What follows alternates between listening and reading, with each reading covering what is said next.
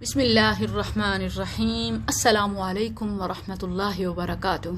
ناظرین و سامعین، ایک عظیم خوشخبری آپ سے شیئر کرنا چاہتی ہوں، اور یہ عظیم اس لیے بھی ہے کہ جب دنیا بھر میں مساجد شہید کی جا رہی ہوں، بلاد کفر میں بابری مسجد تو بلاد اسلام میں مسجد توحید، اور قبلہ اول مسجد اقصی بیت المقدس سے تو ہم ویسے ہی شرمندہ ہیں۔ 1.5 ارب مسلمانوں کے ہجوم میں صرف 1 لاکھ اسرائیلی یرغمالیوں کا ہمارے قبلہ اول پر ظلم ڈھانا، مسلمانوں کا خون پانی کی طرح بہانا، اور نعوذ باللہ مساجد میں جنگلی جانور اور سور تک باندھنا، یہ بھی اتنا کربناک نہیں ہے کہ جتنا کربناک نام نہاد مسلمانوں کا اسرائیل کی حمایت کرنا ہے۔ ان حالات میں خوشی کی خبر یہ ہے کہ آرمینیا کی جس مسجد اقدام میں پچھلے کافی عرصے سے جنگلی جانور اور سور باندھے ہوئے تھے، اسے آذربائیجان کی مسلم فوج نے رب کی رحمت سے آزاد کرا لیا ہے، الحمدللہ۔ سوشل میڈیا پر دکھائے جانے والے مناظر میں مسجد کے باہر آذربائیجان کا پرچم لہرایا گیا۔ فوجی لباس میں ملبوس آذربائیجان کے صدر اور خاتون اول مسجد کی دیواروں کو ہاتھ لگاتے ہوئے آپ دیدہ ہو گئے۔ اللہ اکبر کی صدائیں بلند ہوئیں۔ مسجد میں قرآن کریم رکھ کر اسے سجایا گیا۔ آذربائیجان کی مسلم فوج کو سیلوٹ ہے کہ جنہوں نے اپنے بالمقابل آرمینیا کی طاقت اور اتحاد کو نہ دیکھا کہ کتنے ممالک کی حمایت اسے حاصل ہے، بلکہ ایک قوم بن کر ٹوٹ پڑے، اور نہ صرف مقبوضہ علاقہ حاصل کیا بلکہ اس علاقے سے نکالے جانے والے لوگوں کو واپس بسایا۔ جو بچے اپنے والدین کے کندھوں پر وہاں سے نکلے تھے، اب جوان ہو کر اپنے قدموں پر واپس لوٹے، اور جو جوان تھے وہ شاید اب بوڑھے ہو چکے ہیں، اور جو بوڑھے وہ دنیا سے جا چکے، مگر ان کے خواب پورے ہو گئے، الحمدللہ۔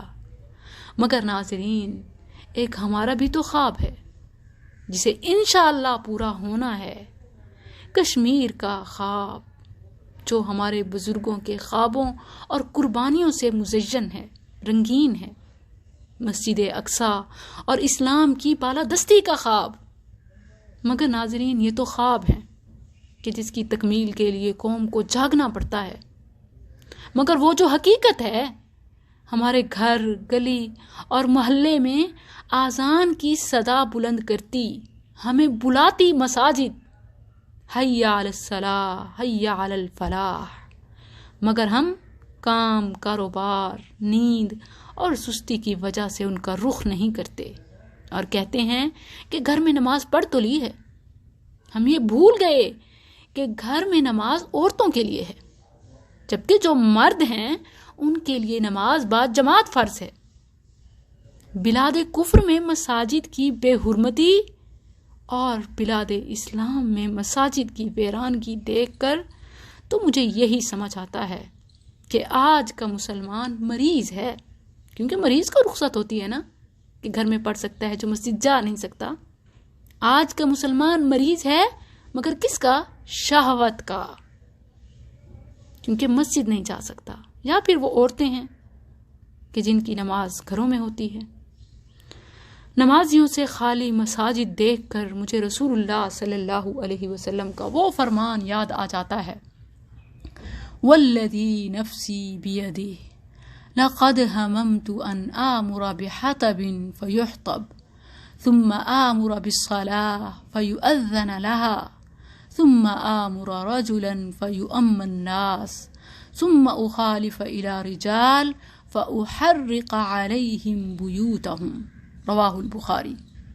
ابو ہریرہ رضی اللہ عنہ سے روایت ہے، نبی کریم صلی اللہ علیہ وسلم نے فرمایا، قسم اس ذات کی کہ جس کے ہاتھ میں میری جان ہے، میں نے ارادہ کیا کہ لکڑیاں اکٹھی کرنے کا حکم دوں، پھر وہ جلائی جائیں، پھر نماز کا حکم دوں، اذان کہی جائے، اور پھر ایک آدمی کو حکم دوں کہ لوگوں کی امامت کرائے، پھر میں ایسے لوگوں کی طرف نکل جاؤں جو نماز میں حاضر نہیں ہوتے، اور ان کے گھروں کو آگ لگا دوں۔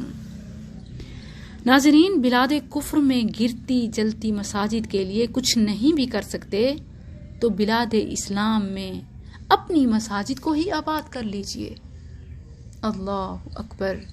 کہ یہ تو ضعف الایمان ہے، انتہائی کمزور ایمان، کہ جس کے تقاضے بھی ہم پورے نہیں کر سکتے۔ السلام علیکم ورحمۃ اللہ۔